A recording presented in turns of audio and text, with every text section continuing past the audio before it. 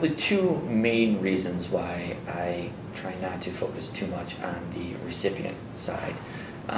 The first is even the kindest, most wonderful individual in the midst of losing a loved one kind of changes emotionally.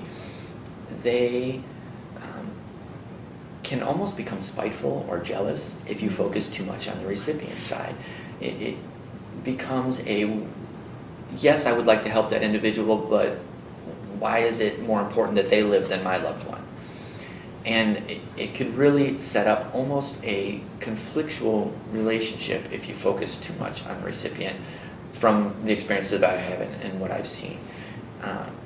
The families also, on the flip side, could latch on to that and really, that it can become the reason for the existence of the patient and okay, I am okay with this donation and this is what I'm going to focus on and how I'm going to carry on is because they're going to save these lives and these recipients and I'm going to get outcome letters saying it's a 32-year-old mom of 4, and they become so fixated on that there's a huge potential for collateral damage later on down the road.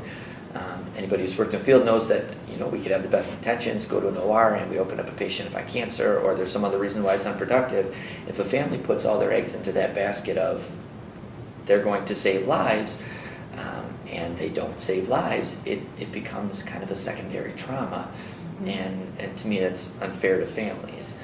So there's always some mention when I do an approach about the recipient side, and listening is a big piece, listening, but then verbal cues are huge in that type of setting. And I think as an approacher, one of my strong suits is looking at that and observing the big picture, and not just the legal next of kin that may be in front of me, but the secondary relative, the aunt, the cousin, who has been vocal and sometimes in a negative way, who's standing in the corner, who when I mention, a potential recipient being able to be taken off that list and the phone call that their families, and they start getting teary-eyed in the corner, I know, boy, this might be beneficial to continue on with this. Or if the family asks, if you will allow them time to, sufficient time to respond, a lot of times they will tell you what they want. I don't remember distinctly hearing...